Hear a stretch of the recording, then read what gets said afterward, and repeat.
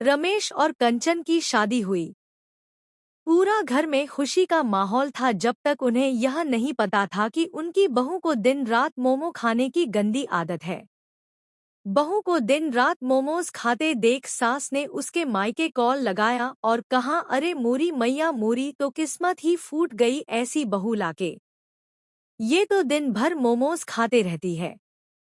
अरे भाई, इसकी शादी हमारे छोरे से क्यों करा दिया तुम लोगों ने? अरे मोमो से ही करा देती। दिन भर तो इसको बस मोमो ही चाहिए। अरे हमसे क्या मतलब है भाई? कौन सी दुश्मनी हमसे निकाल दी तुम लोगों ने? अरे बाबा, मैं तो बर्बाद हो गई। मैं तो कहीं की रही ही नहीं।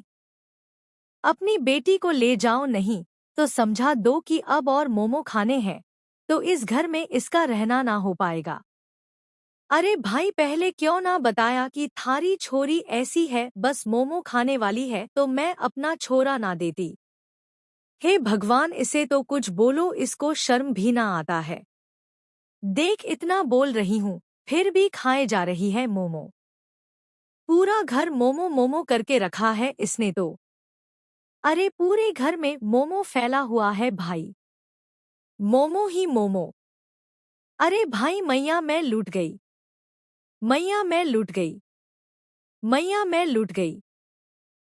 सास ने सोच लिया कि वह इस बारे में अपने बेटे से बात करेगी और उसको कहेगी कि बहू को समझा दे ताकि आइंदा से वो ऐसा ना करे। उसने मन ही मन सोचा। जब माँ ने बेटे को कहा कि जा अपनी पत्नी को समझा, तब बेटा आया और कंचन से कहा, तुम क्या पागल हो गई हो? अगर माँ कह रही है कि मोमोज मत खाओ तो क्यों खा रही हो? और यह दिन भर मोमोज कौन खाता है? अरे तुम ही से बात कर रहा हूँ।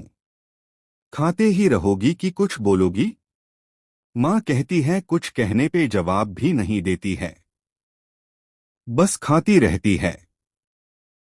अरे दिन भर खाओगी ना तो बीमार पड़ जाओगी। और यह मत सोचना कि हम तुम्हारा इलाज करवाएंगे, समझी? अभी सुधरना है तो सुधर जाओ। जब तबीयत खराब हो जाएगा तो कोई कुछ नहीं कर पाएगा तुम्हारे लिए। इसलिए सुधरना है तो सुधर जाओ। बाद में मत बोलना कि किसी ने बताया नहीं था। मोमोज बहुत नुकसान करता है स्वास्थ्य को। सुधरना है तो सुधर जाओ। यह सब देखकर कंचन की ननंद आके बोली, वाह रे भाभी वाह, आप ही का तो राज है। दिन भर मोमोज। मेरी माँ को भी परेशान करके रखा है और मेरे भाई को भी। अरे कहाँ से आ गई हो तुम?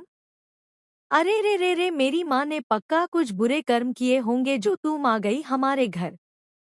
अरे एक शब्द बोलोगे भी कि बेशर्मों की तरह मोमो ही खाते रहोगे। अरे रे रे रे रे रे, हमारे घर को किसकी नजर लग गई है? एक शब्द बोलना नहीं है और सिर्फ मोमोज खाना है। सुधर जाइए भाभी, नहीं तो अच्छा नहीं होगा। कंचन ने अपनी सास से पूछा, माँ जी आप मेरे पीछे क्यों पड़ी हुई हो हाथ धोके? तो उसकी माँ जी ने कहा कि अरे बहू, तू तो ना काम की है ना काज की है, बस दुश्मन अनाज की है।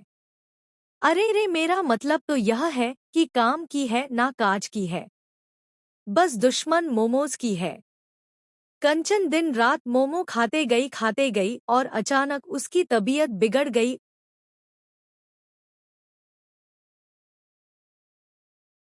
और फिर पूरे घर वालों को उसे हॉस्पिटल लेके जाना पड़ गया। कंचन हॉस्पिटल पहुंच गई। उसके घर वाले बहुत चिंतित थे। कंचन मन ही मन सोच रही थी कि काश मैंने घर वालों की बात मानी होती तो आज मैं हॉस्पिटल में नहीं होती। लेकिन अब तो उसने देर कर दी थी।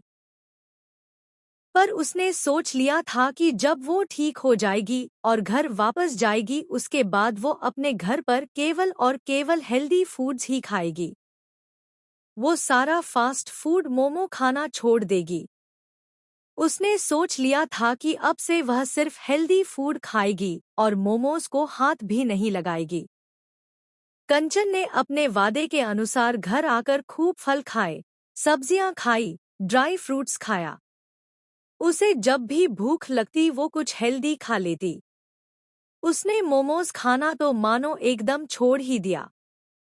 वो मोमोज को हाथ भी नहीं लगाती थी। यह सब कुछ देखकर कंचन का परिवार बहुत खुश था। सास तो खुशी से तालियां बजाने लग गई और कंचन का पति रमेश भी मन ही मन बहुत खुश हुआ। और कंचन की ननद की तो जान में जान आ गई यह सब देख के। लाइक, शेयर एंड सब्सक्राइब कर लीजिए फ्रेंड्स।